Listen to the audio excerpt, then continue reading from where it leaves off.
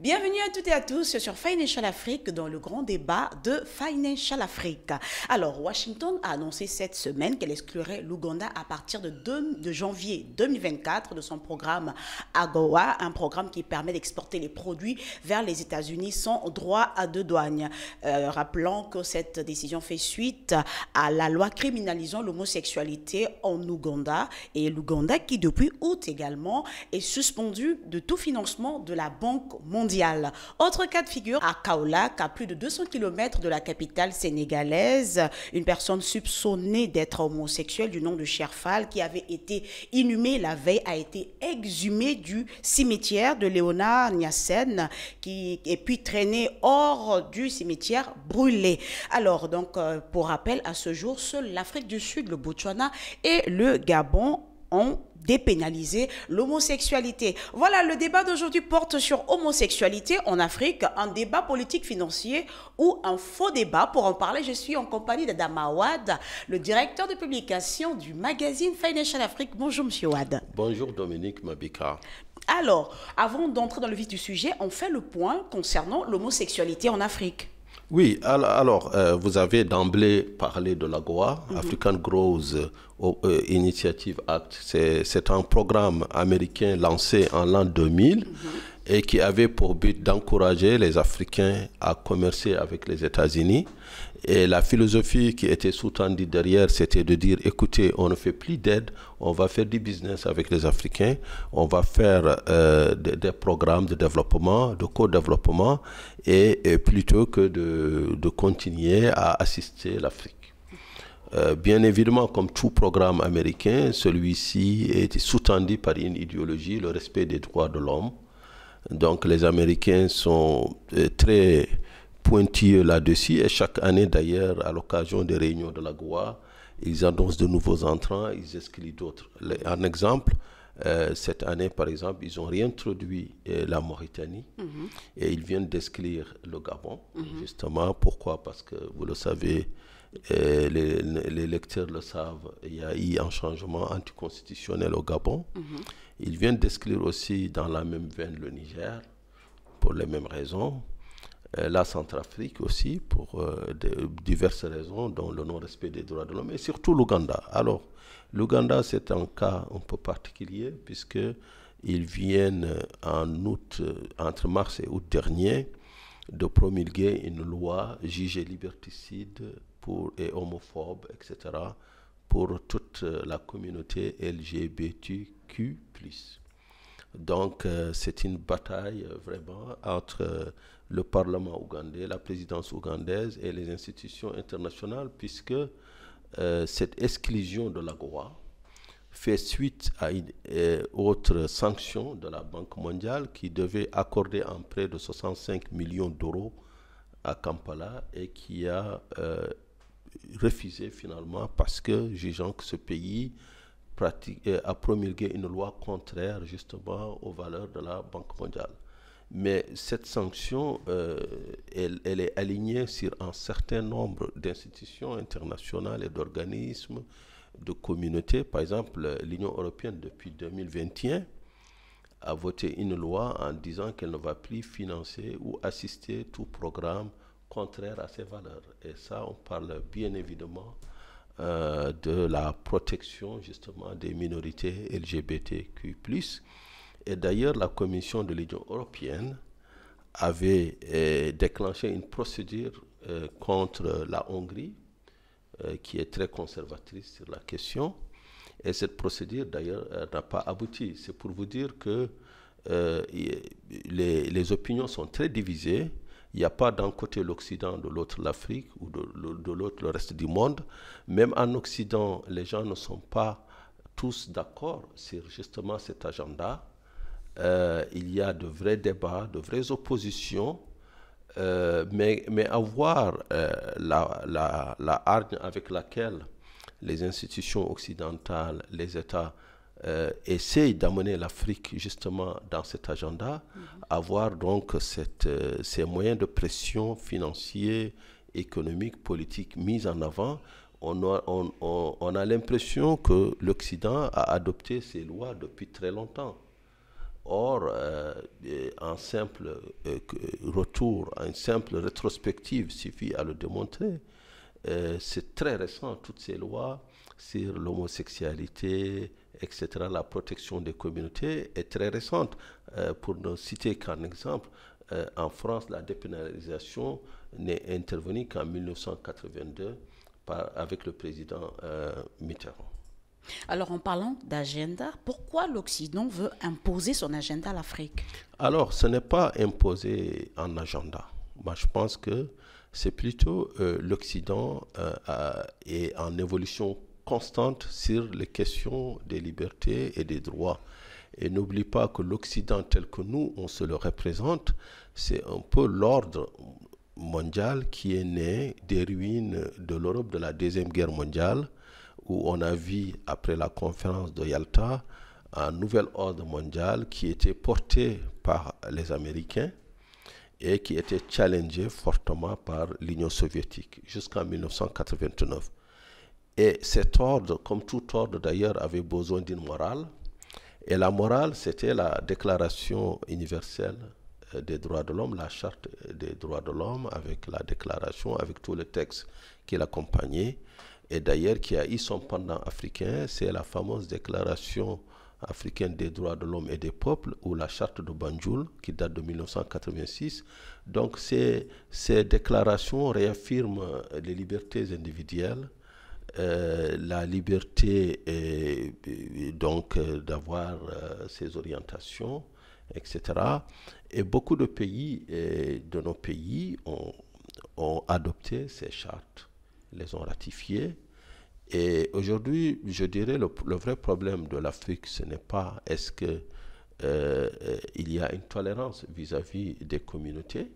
En tout cas, je pense qu'il y a des tabous en Afrique, mais on n'a jamais vu de répression vraiment, parce que l'Afrique a toujours été un continent de tolérance, d'accueil et de générosité. Et l'Afrique a toujours su, à sa manière, à travers son histoire d'ailleurs, on le voit, a toujours su inclure toutes ces communautés, mais sans forcément qu'il y ait des idéologies, par exemple, qui sont associées par certains pays comme d'idéologies décadentes. Carrément, la critique aujourd'hui qu'on porte à l'Occident, c'est que l'Occident est rentré dans une ère de permissivité, de décadence. Bien sûr, ce n'est pas mon opinion. Moi, je pense qu'il est important qu'on respecte les droits de l'homme. C'est vraiment fondamental qu'il y ait de la tolérance dans la société, dans l'espace public de communication, et qu'il y ait des débats d'idées, parce que c'est ce qui va faire avancer les sociétés. Et maintenant, sur la question, l'Afrique, comme tous les autres pays, chacun a sa trajectoire historique. En Europe, sur le vieux continent, c'est seulement en 1930 que le Danemark, je le dis de mémoire, pour la première fois, a dépénalisé l'homosexualité. Donc, jusqu'en 1989, c'était un crime en France. Jusqu'en 1994, c'était un crime en Allemagne. Et le premier mariage gay, je pense que c'est dans les années 2000-2001 avec les Pays-Bas. Donc, on est dans des évolutions très récentes. Et là où je ne suis pas d'accord justement avec nos partenaires occidentaux, c'est de vouloir tout de suite imposer le même rythme à tous les peuples, le même agenda, alors que chacun est là. L'exemple éloquent, c'était un avis de la Cour européenne des droits de l'homme qui avait dit que chaque pays avait le droit de transposer dans sa législation nationale ou de ne pas transposer le mariage gay. Il n'y a pas une obligation à le faire de la même manière et dans le même temps que tous les autres pays. Donc chaque pays suit sa trajectoire. En Afrique, je pense que le vrai débat, il y a des débats, mais vu l'évolution économique de l'Afrique actuelle, vu les réalités africaines, le vrai débat aujourd'hui, c'est comment nourrir l'Afrique. C'est vraiment, on n'est pas encore dans des débats je dirais, de riches, où on a vraiment rempli la pyramide de Maslow et on est dans une nouvelle génération de désirs ou bien d'envie de liberté. Je pense que là, l'Afrique est dans le dur. Et le dur, c'est quoi? C'est d'abord de résoudre des questions très basiques comme se nourrir, se loger, se vêtir, trouver de l'emploi à sa jeunesse. Est-ce à dire aujourd'hui que le débat sur l'homosexualité est un faux débat parce que vous dites que donc l'Afrique a des priorités? Alors, malheureusement, ce n'est pas un faux débat parce qu'on est dans un monde en interaction permanente et il y a des idées qui sont importées en Afrique tous les jours à travers les traités et les conventions que nous signons, à travers aussi les demandes d'aide. Alors je vous dis, cher Dominique, aujourd'hui toutes les institutions internationales s'alignent sur la Banque mondiale. C'est-à-dire que l'octroi de l'aide est conditionné au respect d'un certain nombre de règles. Et on ne peut pas, par exemple, d'une part aussi, ça c'est notre critique à nous les Africains, continuer à dépendre à 100% de l'aide internationale, de la générosité de nos partenaires et dire que oui, nous avons notre agenda, nous avons le pouvoir de refuser. Nous allons à présent aborder le dernier volet de ce débat. Alors, quid du monde arabe? Pourquoi on n'entend pas souvent parler de l'homosexualité dans les pays arabes et pourquoi dans ces pays où la peine de mort est appliquée par rapport à l'homosexualité, on n'entend pas de pression sur ces États? Bon, il y a 11 pays qui appliquent la peine de mort et tous ne sont pas arabes. Vous avez l'Ouganda déjà un exemple qu'on avait cité à l'entrée, qui est sous sanction. Bon, c'est tout à fait normal. Vous savez, les pays arabes, contrairement aux pays africains, ils sont excédentaires. Donc, le rapport avec le monde est inversé. Ce n'est pas eux qui vont vers le monde, c'est le monde qui vient vers eux. L'Arabie Saoudite, vous avez beau la critiquer, mais à la fin de la journée, c'est elle qui a des pétrodollars dans ses coffres, c'est elle qui investit dans le monde où elle veut, c'est elle qui attire les investisseurs aussi parce qu'elle a des puits de pétrole immenses, des réserves. Donc l'Arabie Saoudite pèse un poids non négligeable dans les relations internationales du fait de son économie et de sa situation excédentaire. Le petit Qatar est dans la même position, grand investisseur. Que ça soit en France, que ça soit aux États-Unis, en Grande-Bretagne. Les Émirats arabes unis sont dans la même situation, des pays attractifs de par leur réussite économique. Dubaï quand même est sorti du désert avec juste des idées, il n'y a rien d'autre, c'est juste des idées qui ont été matérialisées.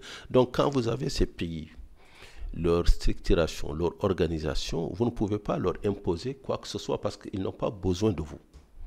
Ce n'est pas le cas de nos pays, puisque tous les matins, quel est le programme de nos dirigeants à leur réveil?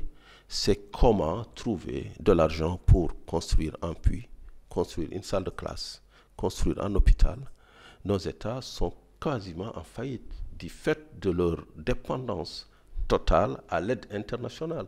Comment vous pouvez dépendre de l'aide internationale et dire nous allons dicter notre loi, nous allons refuser? Vous savez, il y a un proverbe wolof, et je dirais même un proverbe à la fois wolof et hassani, mauritanien. Parce que ce proverbe, il dit, si quelqu'un vous prête les yeux, il va vous dire où regarder. Alors, si quelqu'un vous prête les yeux, il va vous dire où regarder. Nous allons mettre fin à ce débat en atterrissant au Sénégal. Rappelons-le qu'en 2013, lors de la visite de Barack Obama au Sénégal, le président Macky Sall avait déclaré que le Sénégal n'est pas disposé à dépénaliser l'homosexualité. La question de la dépénalisation de l'homosexualité a été relancée à l'occasion de la visite à Dakar du Premier ministre canadien Justin Trudeau. Alors, Macky Sall, bien que le pays dépend de ces institutions de Bretton Woods, qui récemment même a bénéficié d'un financement de la Banque mondiale, mais le président Macky Sall a su dire non. Moi, je dirais que c'est le choix de l'équilibre.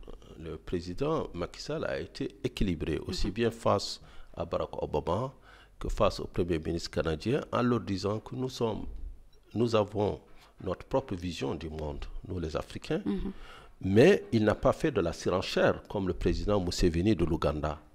qui lui est parti dans une attaque frontale des institutions internationales, lui et son Parlement, en disant nous allons même pénaliser. Je pense que la nuance, elle est toujours porteuse de solutions, parce que c'est vrai qu'au Sénégal, la question, elle n'est même pas soulevée, ce n'est même pas un débat de dépénaliser l'homosexualité. D'ailleurs, on l'a vu avec les événements malheureux et que nous condamnons avec force de Kaolack, où on a déterré un homme mort pour je dirais pour carrément le brûler c'est pas l'incinérer, c'est très différent, pour le brûler en public dans un auto-da-fé qui fait peur et tout. Je pense que là, c'est justement les conséquences d'un débat mal engagé entre des politiciens qui ont voulu faire de cette question, qui n'est même pas une vraie question, c'est un faux débat, de faire de ça leur agenda. Des associations en mal d'existence qui ont érigé un débat qui n'a pas lieu d'être au Sénégal, qui n'est même pas un débat de société en réalité, c'est un débat de politiciens. Et ces politiciens ont manipulé des jeunes. Donc voilà où on en arrive. Mais la position du président Macky Sall, c'est la position de l'Afrique. C'est-à-dire nous sommes des pays, des espaces de tolérance. Ce n'est pas en Afrique où on a assisté à des pogroms contre les communautés. Je vous rappelle que la Shoah, c'est bien en Europe, c'est dans cette civilisation qui prétendait nous apprendre, nous civiliser. C'est là-bas qu'il y a eu les plus grandes horreurs. L'esclavage, c'est chez eux. Donc l'Afrique a toujours été tolérante. Peut-être c'est pourquoi elle en a payé le prix. D'ailleurs, l'Afrique a toujours été accueillante, curieuse des échanges. Et peut-être c'est pour cela qu'elle a dans l'histoire subi plutôt que provoqué ou bien que causé. Donc moi je me dis que la société africaine, depuis la charte du Grand Mandé, qui est la première mouture de la charte des droits de l'homme, et depuis l'empire, donc son rail, les grands empires francs, l'Égypte et tout, nous pouvons dire que quand même on n'a pas de leçon de tolérance à recevoir. Mais entre les idéologies, les débats politiques ou les débats existentialistes de la part des politiciens qui veulent se positionner, donc qui veulent renoncer à leur débat national pour exporter leur frustration à l'international, l'Afrique dit non. Alors, l'Afrique n'a pas de leçon de tolérance à recevoir. Merci pour tous ces éléments de réponse. Je rappelle que vous êtes le directeur de publication du magazine Financial Afrique. Merci également à vous d'avoir été des nôtres dans cette antenne consacrée à l'homosexualité en Afrique, un débat politique, économique, financier ou un faux débat. À vous d'en juger. Financial Afrique vous donne rendez-vous la semaine prochaine dans un nouveau grand débat. D'ici là, portez-vous bien. Au revoir.